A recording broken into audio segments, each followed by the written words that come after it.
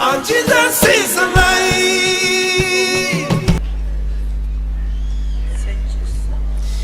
Buli ekikolebwa wano, whatever is done here, naawe atuddeeyo emabaga n'ali waggulu eri even you mu that's sitting vyayipi mwenna at the extreme end, mugenda kuba nga musumululwa you're all gonna be set free mu linnya lya in Yesu. the mighty name of Jesus.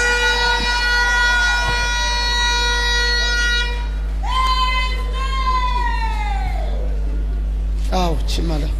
Enough. Yabaaki. Musumba omwami wange ono olumbe lwajja lwokka. Nali ndi awo olumbe ne lumukwata ne mmutwala emulago ne bamukebera nga tebalaba bulwadde. N'atandika okuyubuka emimwa ne bamuggyako omusaayi nga bambalowooza nti oba siriimu.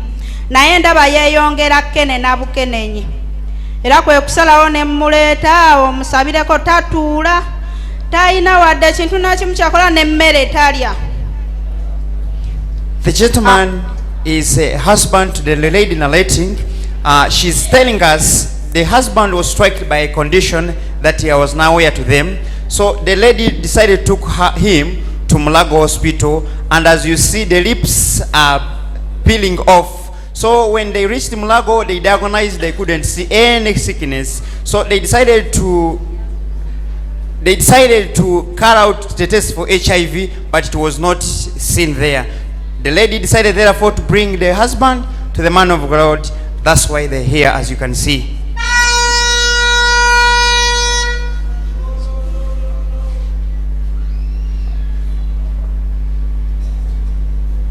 N'ebigere byasiriira. Musumba n'ebigere byasiriira. Yenna mu feesi addugadde nnyo. Newe muwa buwi kintu nti oba muwa kyakulya. Musumba byonna byonna zabizze.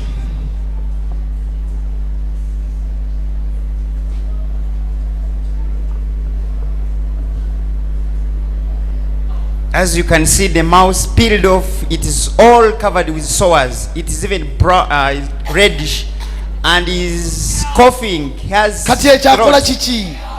What's that? Musumba yeekwata mu bulago aba ayagala kwetuga. Abawulya bulumi okulya akola atya? How does he eat? Musumba takyalya mukaka bukasi kumuwa byakunywa ate era n'ebyokunywa nabyo abisesema. Mu bulago mwonna mwonna ajjudde mu bujjuzi mabwa. Naye mutambuza mu malwaliro banoonyeza olumbe lubuze. Nagendako ewa Nazaala wange. Ndaba n'obulago buzimbye. I see as if his neck is swollen. Ye musumba obulago buzimbye naye simanyi ki kye ngenda kukola. Microphone wali. Mtege microphone tuli. Awe wati.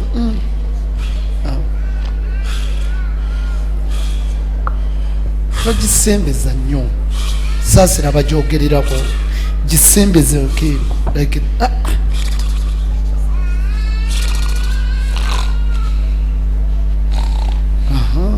tosembeza.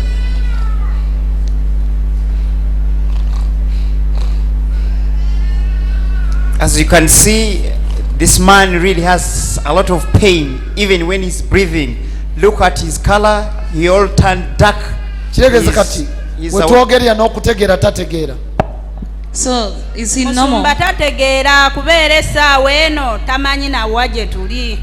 Okuggyako era nze ali nga amutegeere. Just look at the pain that this gentleman is going through. Very difficult when he's coughing. He's as if he's strangling himself.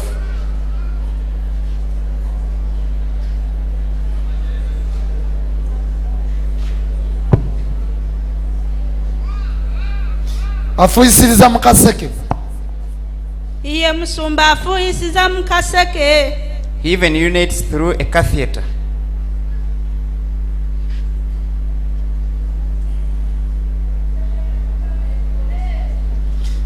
Gamba nti empeta ya Mukama ekole. Say let the ring of the Lord work. Empeta ya Mukama mukama ekole. Say, let the ring of the Lord work. Muteekako empeta eno I put this ring on him nga nkomyawo obwongo bwe, as I bring his brains back to nga normal. nkomyawo okutegeera kwe. As I bring back his... Ndagira ekyo I command that. ekimusukuma, That which ekimusindika pushes okusesema, him, that which forces him to throw up. kiragira I command it. stop it Koma. right now. Katikati. Genda Go gye wafa, to wherever you came from. kubanga oli ddogo. Because the witchcraft. Obadde omujja mu bulamu bw'ensi You eno. had taken him from his life. Kulagira, Now I command you. kulagira, I command you. kulagira. I command you. Zaawo empeta eyo Put that ring back. gimuzeeko. Kulagira okutereera. I command you to settle. Sikyagala nkya, I do not want it tomorrow. nkyagala leero. I want it right now. Katonda eyantuma mwesiga. I trust my God who sent me. Be healed. Wonyezebwa. Be healed. Wonyezebwa. Receive power Tola amaanyi. in the name of Mu linnya Jesus lya Yesu Christ. Kristo. Be healed Wonyezebwa. in the name of Jesus Christ. Mu linnya lya Yesu Kristo. Be healed. Wonyezebwa. Microphone here. Muteekeko akazindaalo. Omwami ntunuulira. Gentlemen, look at the pastor. Ntunuulira. Open your eyes. Microphone. Oli otya? How are you? Oli otya? How are you? Oli otya? What? Oli otya? How are you? It's feeling well.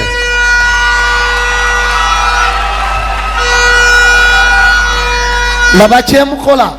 Look at what the ring is Eri doing mu to him. kusikayo n'amaziga. It's now pulling even the tears out of him. Daba empeta ya Mukama. Look at the ring of the Lord in action.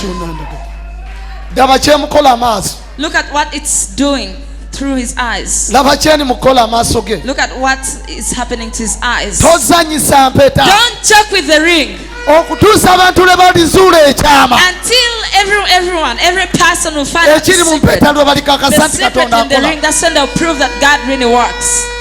Daba etandise okukyusa olususu. It's now starting to change his skin color. Waliwo kati byenuunamu. There are some things that's now sucking out of his body. Waliwo byesikayo. Some things that are being sucked out of his body. Tozanyisa Katonda. Don't joke with God. Waliwo byesikayo. There's some things that's pulling out. Right now. Katikati wetwogerera Kati lino. afuna amaanyi. He's receiving energy as I speak. Kati afuna amaanyi. He's now receiving energy. Kati afuna amaanyi. He's now receiving energy. Kati afuna amaanyi. He's now regaining his energy. Now he is free. Kati ateredde. He is free now. Ateredde wetwogerera In the bino. name of Jesus Mu linnya Christ. lya Yesu Kristo. Yimuka otambule. Stand up and walk. Yimuka. Stand up and walk. Mukama akusumudde yimuka. The Lord has set you free. Stand up and walk. Rise up. Golokoka. Yimuka otambule. Stand up. Abadde tatuula. He could not sit before. Eh? He could not sit Abadde before. atuula. Could he sit like... Hey! Pastor. Hey! Yimirira otambule. Stand up and walk. You are free now. Kati oteredde. Yimirira otambule. Stand up and walk. Hey, hey. As you can see, he's trying to raise up. He is trying because he's already delivered. He is free. He's trying to leave the floor. As you can see, he's now up. Amen. Tabagwira. Yes. Tabagwira. Somebody say hello abaweereza. Ushers. Wali tiina abaweereza. Eh? balamu bange babadde bagaa nti n'omusajja namuloga naye nziza nnyo ssabo amaanyi gonkakasiza olwaleero gakola ne nazaale wange naye omusajja yali yamundekera ng'agamba omwana wa mwagala mulamu Agudde eddalu. Wuuyo.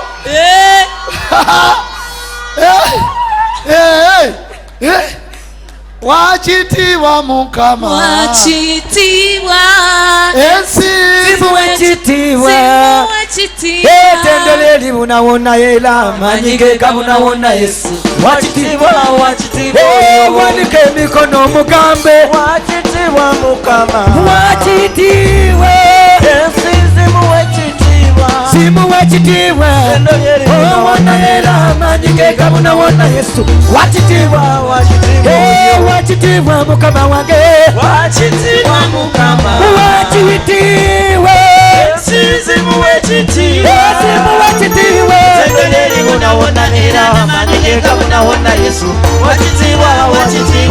wakitiibwa mukama wange wakitiibwa ensizimu wekitiibwa wonna era amanyi ge gabuna wonna Yesu wakitiibwa wandika emikono mu wekitiibwa Katonda wekawala wa muwendo ensizimu wekitiibwa wonna era amanyi ge gabuna wonna Yesu wakitiibwa wakitiibwa mukama wange wakitiibwa ensizimu wekitiibwa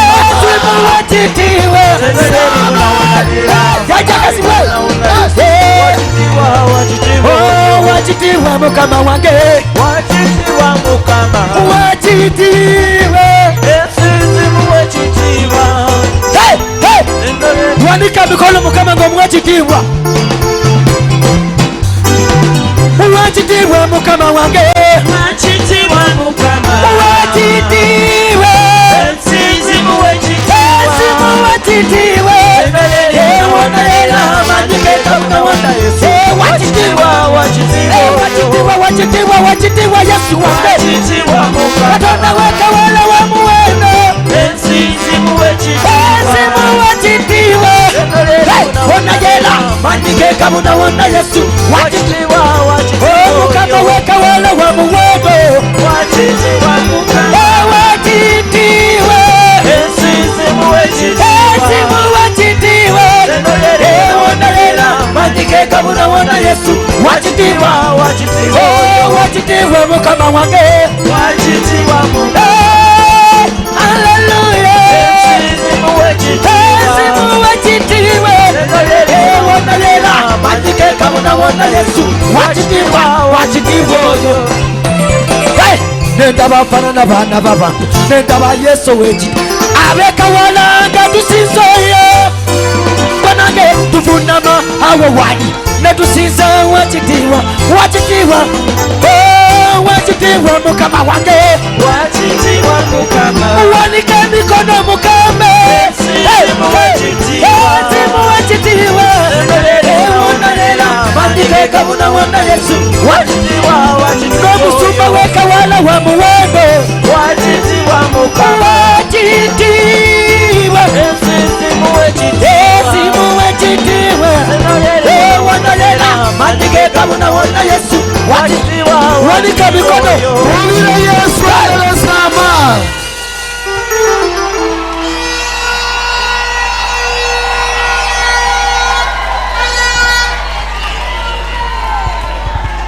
you are free to take him for medical check-up. Oliwademba okumutwala ku medical check-up bamuchekinge bamujemu akaseke mukama basumuludde. You're free to take him for a medical check-up. They take the cassette out of him. Thank you, Pastor. I'm so grateful because what you have done for me. I was peaceless. I was speaking lots of words. nze musumba mbadde sikyalina wadde muntu yenna ayinza kuŋŋambako nti oba kino. I had no one to tell me. I am so grateful, Pastor. Era olwaleero nkakasiza nti no sebo amaanyi go gye gakola. And today I've proved your power. Ddala sebo. Kuba mbadde simanyi nti n'oba omwami wange ayinza okuddawo n'atambula. I didn't know that my husband can walk again. Kati mubadde mulyaki mubeerawo mutya? So how have you been surviving? Musumba nalina omulimu gwe nali nkola. I was working. eyegayaza kuba gye tubeera musumba omulimu ne guggwawo ng'omwami sente zonna azintutteko era ne landiroodi abadde atubanja sente z'ennyumba nga naye yatugambye mbabanja emyezi 3 sente bwe ziba zibalemye nze ekyokubakolera sikiina sinze yaleeta obulwadde nonyewo omulaga naye musumba ng'omwami wange ono mbadde mwagala naye ng'ew'okumuteeka siinaawo ne ŋŋaako nze kamusitule mmuleete wano teri kigenda kulema naye musumba ku kino kyondazeeko neyanziza nnyo neyanzera babadde bawoza nti no musumba ayiga takola neyanziza university church ekimbaweeyo ekyokulya aba church baweeyo okulya give them some support give them what to eat. God bless you has had muduke misinde buli alina kyalina kiteekawo come quickly whoever has something bafune batandikira let them get a starting point kikola mukama agenda kusumulula whoever does it the Lord is going to set you free mubwapa bungi yegwe munange nembalabe yegwe munange munako nyingi yegwe munange yesu wange yegwe munange kabaka wange yegwe munange Jesus is alive.